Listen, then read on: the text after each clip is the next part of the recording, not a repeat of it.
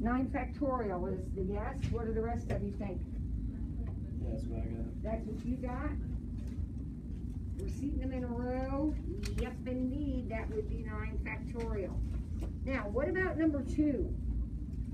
Same situation, but now they got to sit in groups. What's that one going to be? You're going to start with 2 factorial. Why? Because there's 2 groups. But then you're going to take that and do what with it? No, you're not dividing it. Oh, no division.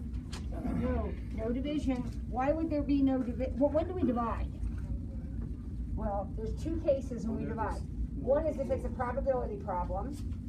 Actually, there's 3 cases. One is if it's a probability problem. One if you have what? Duplicates. People are never duplicates. Look at all the girls we have in this room. Are any of them duplicates? No, they happen to belong to a subset called girls, but they aren't duplicates of each other. We never have duplicate people. And then the third time we divide is that really weird and specific situation. Remember we talked about it a couple days ago, where we have a handheld circular permutation, necklace, bracelet, or keychain, and we divide by 2. Yeah, those are the only situations you're ever going to divide. So this is not a division problem. You have 2 groups of people, so that's 2 factorial. But what? When you tied a string around the 4 juniors, how many ways could you arrange just the juniors? 4 factorial. And how many ways could you arrange just the seniors? 5 factorial. There is the answer to the question. Now, what if only the juniors have to be kept together? That would be 6 factorial. 4 Yes, factorial. and why 6 factorial, Dan? You're exactly right. Because it's 5 seniors plus like the 1 group of juniors. Exactly. And then you said we're going to multiply by 4 factorial because of the juniors bundling. How many ways can I give 5 identical prizes to my class of 21? What did you think on that one? 21C5. 21C5. Why is it a C and not a P? Because Don't care about the order. The prizes are identical. If the prizes were different, it would be 21P5. Oh yeah, all right, that's number 5. Number 5 is 21P5. Everybody see the difference between those 2 problems? All right, how many 5-card hands contain exactly 4 hearts? 13C4. 13C4 times 39C1. All right, why 13? 13 hearts, picking 4. Why 39? 39 non-hearts, picking 1. At least 4 hearts. So, Now, would this be part of the answer? yeah. Okay, so that's part of the answer. Or you could have what? 13C5. You could have 4 hearts, or you could have 5 hearts. Now, if you want to stick this on here, you can, but you don't need that. When you're picking 0, you never need that. But this would be all 5 hearts, no other cards. Robert? So if it was like at least 3 hearts, would you do 3 or 4 or 5. Okay. What is the probability of number 6? All right, so this was the answer to number 6. How many 5-card hands contain exactly 4 hearts, right? That's the answer to number 6. Now, if we're going to turn it into a probability problem, what are we going to have to do? You're going to have to divide it by 52C5. And why are we dividing by 52C5? Because it's the total. There are 52 total cards and you are picking 5 total. So that would be the answer to number 8. How many ways can I arrange 10 people around the Celtic cross? 9 factorial. 9 factorial. Remember, when you arrange in a circle, it's one less.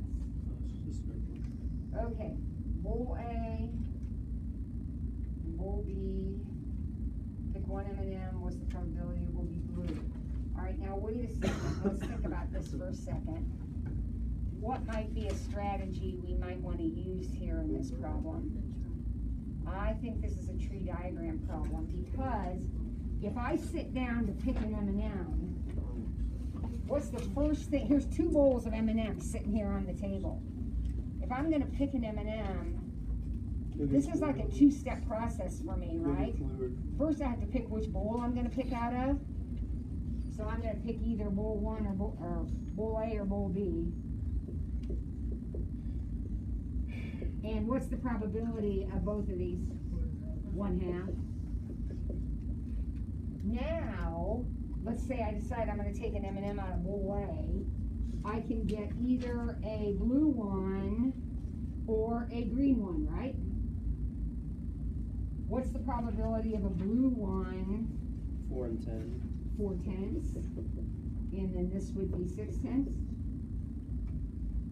Are you okay with that? But if I go to bowl B, I can still get blue and green. But now the probabilities are 5/7 and 2/7. So in other words, I can get a blue M&M on this branch or on this branch. Would you agree with that? So what's the probability of this branch? I'm not going to reduce, what is that, 4/20? I'll go ahead and reduce now, 1/5. So the probability of getting a blue M&M out of bowl A is 1/5. What about a blue M&M out of bowl B? 5/14. Now, what do I do with those 2 numbers? I add them, because why? I can get a blue M&M out of bowl A or bowl B, right? So your answer is going to be whatever those 2 numbers are added together. All right, here is tardy 1 out of 3 days. What's the probability he'll be tardy? Exactly 8 days of the next 10. Every day, Harry is either tardy or not. His probability of being tardy is what? 1 and 3 days. 1 out of 3? And his probability of not tardy then is 2 out of 3? Now, we want him to be tardy how many times? 8 times tardy and 2 times not? What's missing? Your coefficient. Now you have 2 options for the coefficient.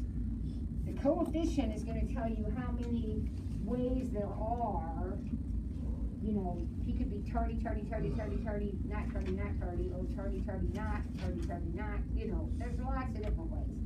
The coefficient is going to tell you the number of ways.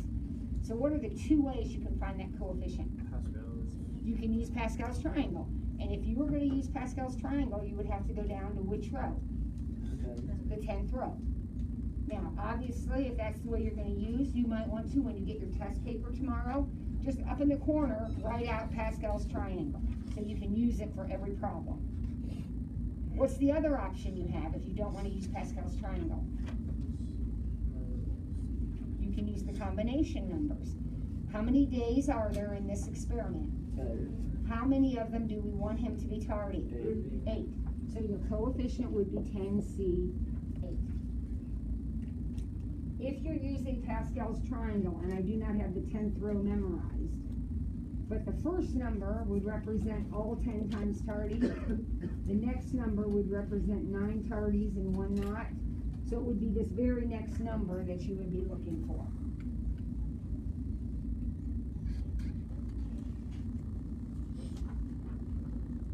Okay? If I have 10 shirts, 8 jumpers, 2 sweaters, 2 pairs of shoes, how many outfits do I have?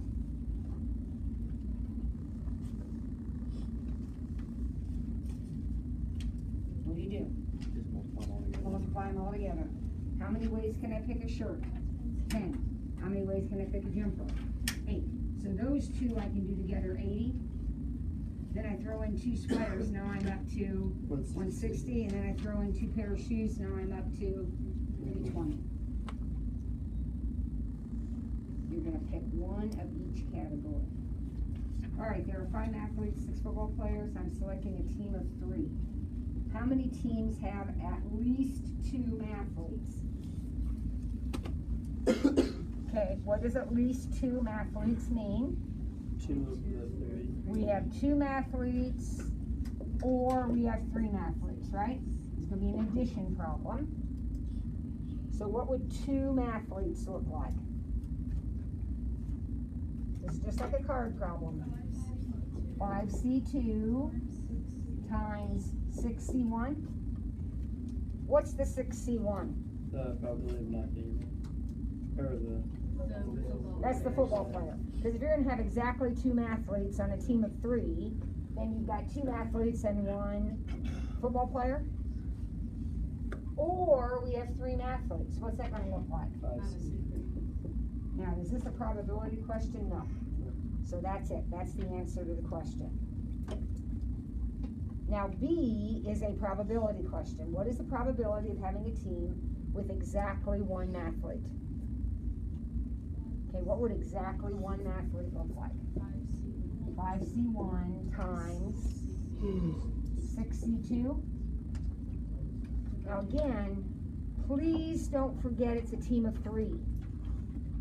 If 1 is an athlete, then the other 2 have got to be football players. Now, it's a probability question now. 11C. 3. Yeah, that's it, 11C3. Why 11C3? How many people are there total? 11. How many are you picking total? That's your denominator. Perfect. 200 students. 70 love Mountain Dew, 60 love Pepsi, 12 love both. Pick 1 student. Probability won't like either. What's your strategy on that? That's going to be a Venn diagram. So here's your Venn diagram. Full of 200 kids. You got Mountain Dew and Pepsi. And where do we start when we do this? Inside. Inside. So 12 love both. Right? But 70 love Mountain Dew. So the whole M circle is 70, but 12 are already accounted for. So this would be 58. And this would be 48. Yeah. Now, how many people are in there? Well, total, there's 200, but how many are in the circles? 118? Okay, now wait a minute, if there's only 118 in the circles, then there must be 82 people out here that what? Don't like either one of them. So we're gonna pick 1 student. What's the probability he won't like either? 82 over 200?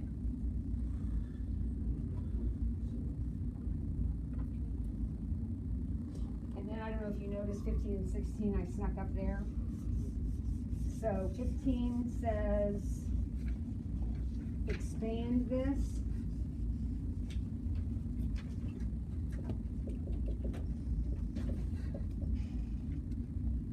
Now, if you FOILed that out, there'd be a bunch of terms, right?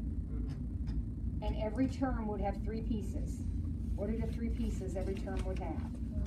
A coefficient, a 2x, and a y. Now, where are those coefficients going to come from? Pascal's triangle. That's the 4th row, which I happen to have memorized. If you don't, that's fine. You can figure it out real easy.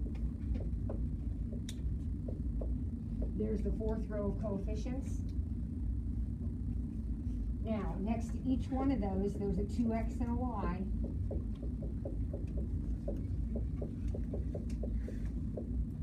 Sometimes we only have to do 1 term. Do you need a pass, Ryan? Thank you. Sometimes we only have to do 1 term, but this time you're asked for the whole expansion.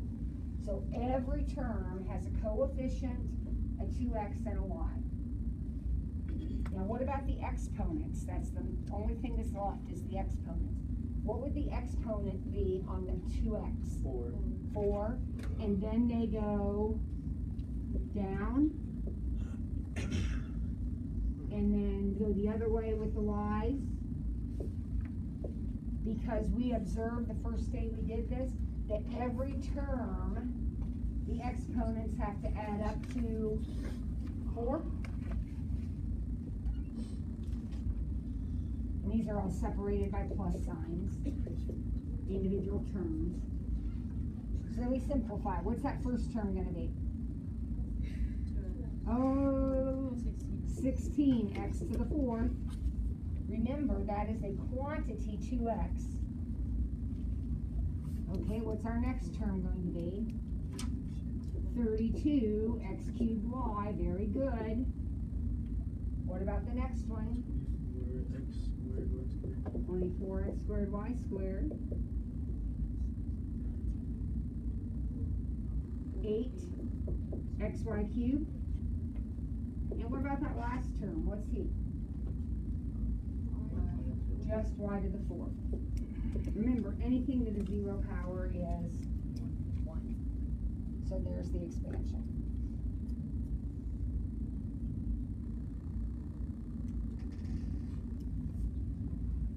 And then you got one more kind of like that, only thank goodness you don't need the whole thing. You only need the 4th term.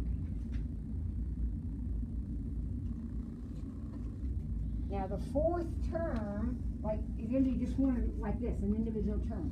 So it's going to have a coefficient, it's going to have a power of x and a power of negative 3y. Would you agree with that?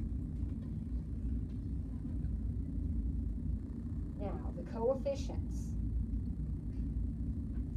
If I use Pascal's triangle, then I got to go to the 10th row, right? But how did we say, what's the other way we can find those coefficients if we want to? 10C4. It would be, well, you got to be careful, 10C something. Oh. The very first term, if you wrote out the row, this would be 10C10. This one would be 10C9, 10C8, 10C7. So the 4th, yeah, we wanted the 4th term would be 10C7. And there's no magic there. I just counted. 10, 9, 8, 7. Now, same thing's going to be true when I go to put the exponents on there. Here, the power, look, the power on the x in the first term would be 10. In the next term, it would be 9, and then 8, and then 7. So the power on that x is going to be 7. Which means the power on this guy is going to be 3. Now, what's 10C7? Anybody type that in for me? So I have 120 x to the 7th and negative 27y cubed. Now, those are not added or anything. That is a multiplication. So what's 120 times negative 27? Negative. So negative 3240 x to the 7th y cubed is your final answer. This is 4. Yeah. How did you get 10C7? First term is 10C10, 10C9, 10C8, 10C7. I just counted down. How do you know you have to go 4 down? Like, It says find the 4th term. oh, okay.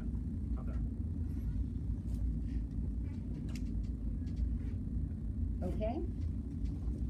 All right, let's get out your pre-test then from the day before.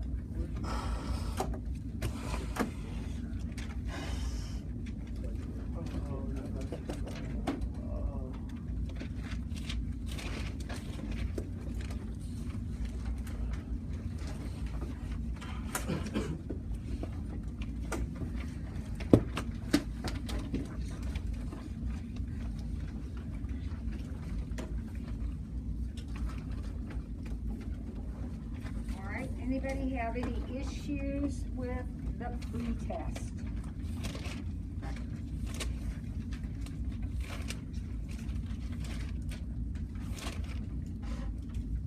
We had answers and video solutions for this one. Can you work out number 10, like the tree leaf one again? No, I'm still terrible at this one.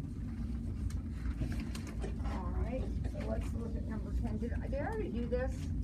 No, I did on video, but I didn't do it in class, did I? Okay. Alright, so let's look at it. And see. Alright, so what's the first thing? I sit down, I'm gonna have a snack. There's 2 tins of brownie, or 2 tins of stuff sitting here on the table. What's the first thing I have to decide? Which tin I'm gonna take something out of. So I've got tin 1 and tin 2. Right? Now what's the probability I'll pick either tin? 50-50, so 1/2, 1/2.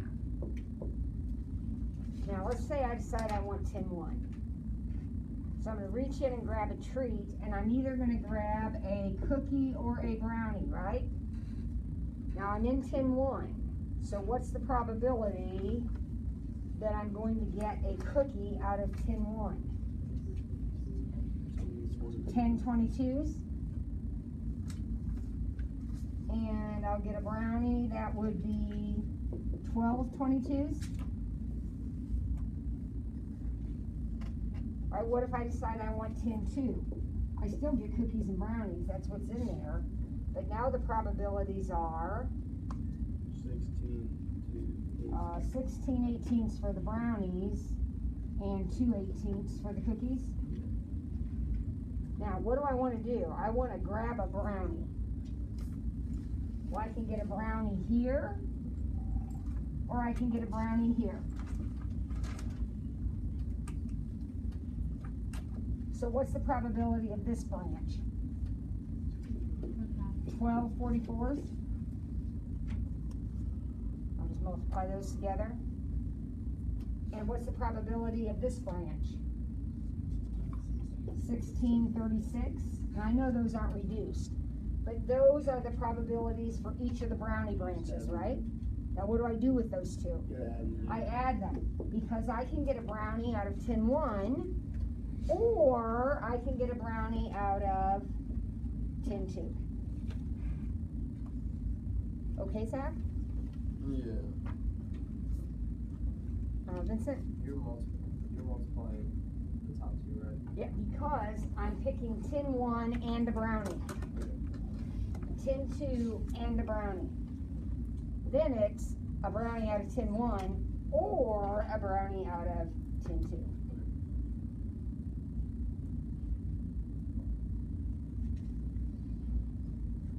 All right, anybody else from the practice or the pre-test?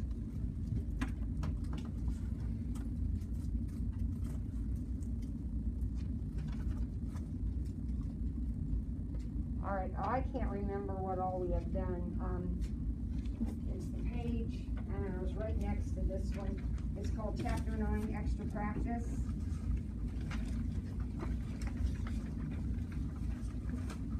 Have we done that yet?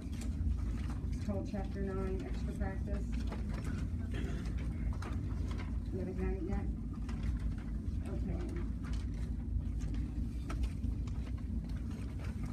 Let's look at the first group of questions there. We have 10 students, 5 boys and 5 girls, and 1 teacher. Okay. In how many ways can the students sit in a row of chairs if there are no restrictions? 10 factorial. Perfect, 10 factorial. How about sitting in a circle? 9 factorial.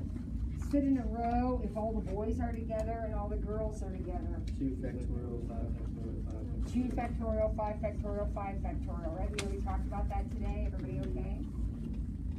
Boys cannot sit next to other boys, and girls cannot sit next to other girls.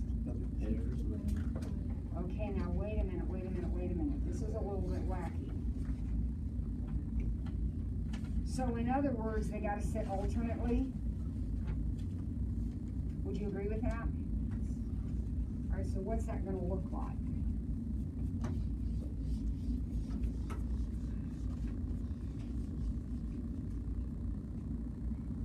It'd be 10 factorial divided by. There's my 10 chairs. So let's just pretend you're doing this, okay? All right? So you've got your 5 boys and your 5 girls over there. Here are your 10 chairs, and you're gonna seat them alternately. Now, you're gonna pick somebody to put in this seat, right? Does it matter who goes in this seat? No. So how many options do you have? 10. You can put anybody there. But once you put somebody there, now how many options do you have for this? 5. Because if that's a girl, you have to pick a boy, and if that's a boy, you have to pick a girl. So you've only got 5 options for that seat. All right? So you've picked somebody for these first 2 seats. They're alternating. Now, how about this seat? How many options are there for this seat? 4. Because, remember, you've already seated a boy and a girl, right? So how many boys and girls are left? 4 of each? And one of them's got to go here. How about here? 4. And then, there you go. That's the answer to the question, whatever that is when you multiply it out. Jamie? Is that like factorial or just like Well, there is some factorial to it, for sure. You've got, like if you look at this right here, that's 5 factorial. That 10 kind of messes everything up. You could, if you really wanted to, split that up into 2 times 5. Now again, this would be something wacky you'd be doing on your own. And then you'd have another 5 factorial times 2. So you could do that. I don't know if anybody would have ever occurred to anybody, but you could. Stand in a row for a picture if the teacher must stand on one end or the other.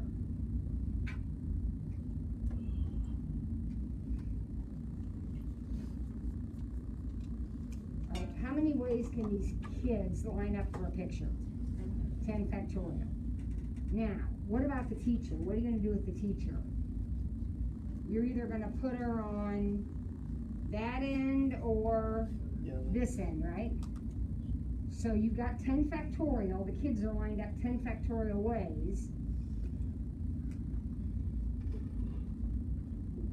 10 factorial if the teacher's on the right. Would you agree with that? Or 10 factorial if the teacher's on the left. So what's the answer to the question? 2 times 10 factorial. Because it's 10 factorial plus 10 factorial. There's 10 factorial ways to arrange the kids. I could put the teacher here, or I could put the teacher here. How many ways can we elect a president and a vice president from the students in the class? 10P2. 10P2. Elect a king and a queen. And the king must be a boy and the queen must be a girl. That'd be 5P1. 5P1 times 5P1. Yep, picking one out of each group.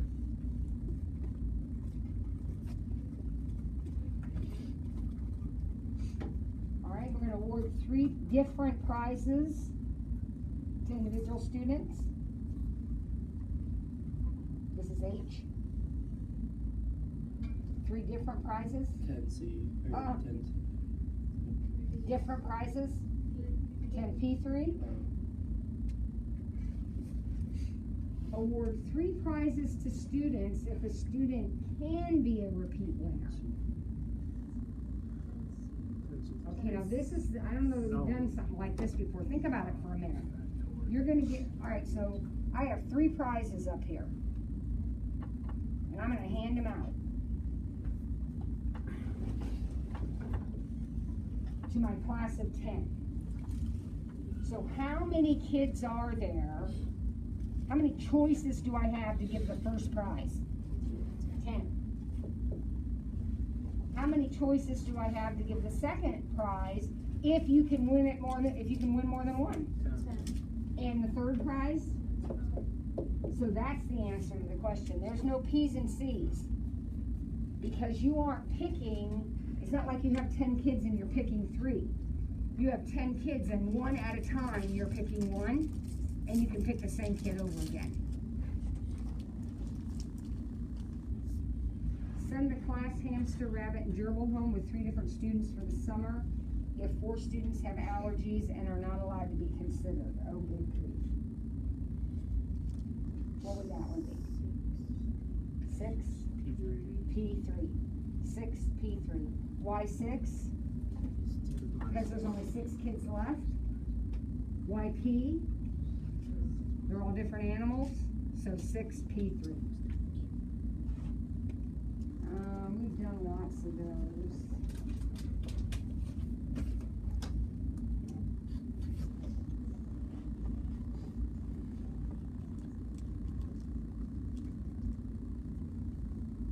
Okay, let's look down at Q.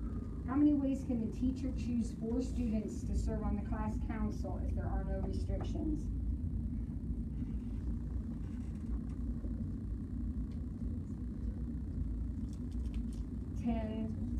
C4.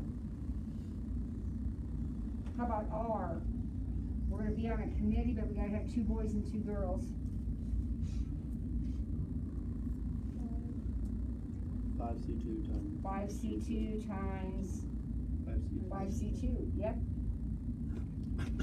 How many ways can the teacher award identical prizes to 3 different students?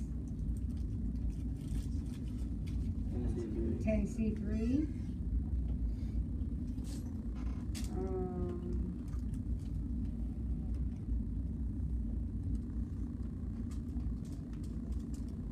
Okay. Let's look at T. How many ways can the teacher choose 4 students to serve on the class council if there must be exactly 1 girl? Exactly 1 girl.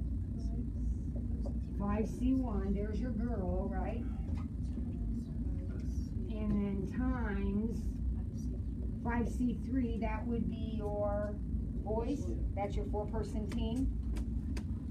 Now, the next one says there must be at least 1 girl. So that'd be, Now, this would be 1 girl, right? you times that by.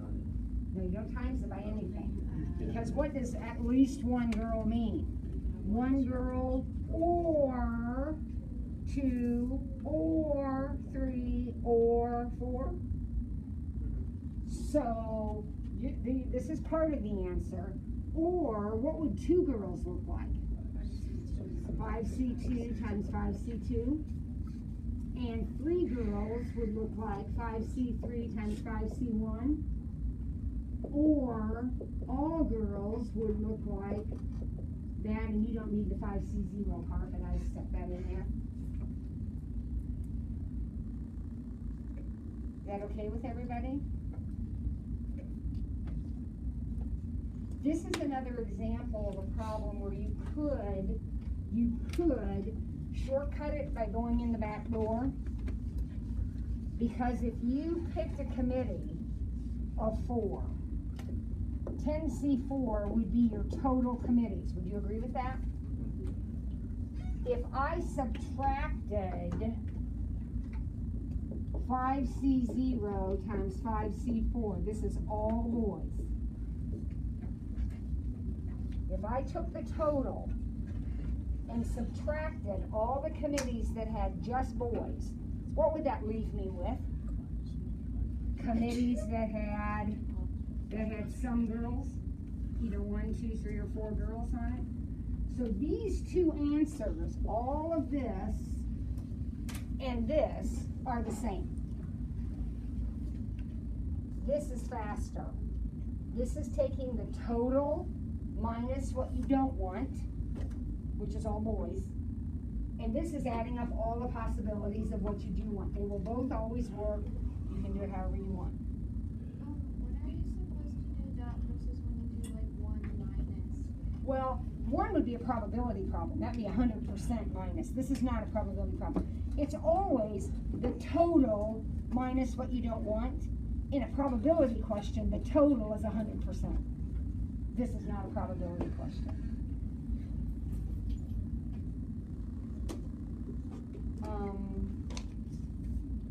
Let's see. Let's go to a different.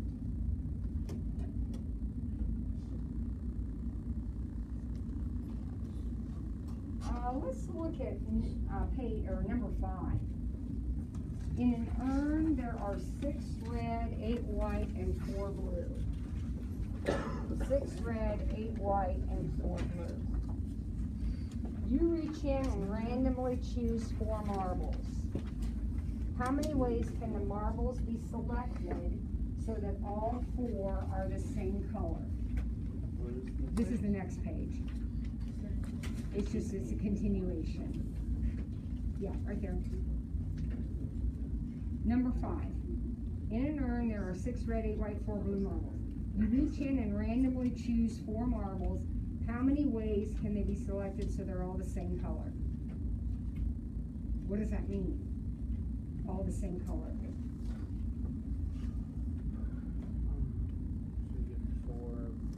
Four red, or 4 white, or 4 blue.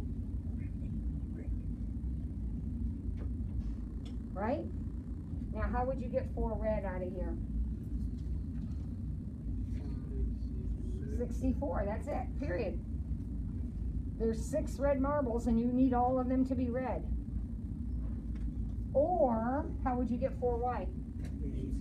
8C4. Or, how would you get 4 blue? 4C4, there you go, that's it. That's it.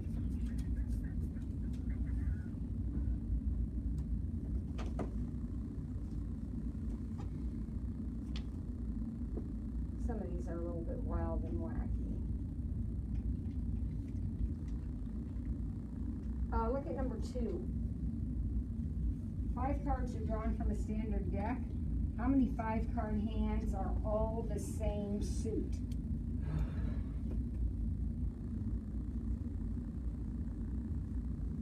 What does that mean, all the same suit?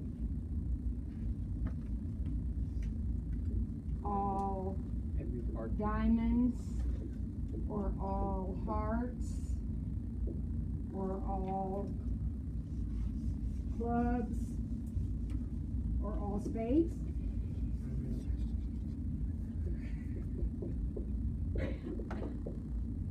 Right? So how many cards are we picking? 5? What would it look like, all diamonds? 13C5? What would all hearts look like? Same thing. And spades and clubs. So you can either write them all out and add them all up individually, or you could just take 4 times that, because there's 4 different suits that would all have 13C5. It's not a probability question. If it said what's the probability of that happening, yes, you would. But it isn't probability, so that's a good point. Pay attention to whether it's a probability question or not. Okay, all right. Well, I think I've rattled on enough. Tomorrow we have a test over all this. You certainly have plenty of practice problems if you want to do some more. But for tomorrow, I'm not officially assigning anything except for you to study and practice what you need to practice. Okay?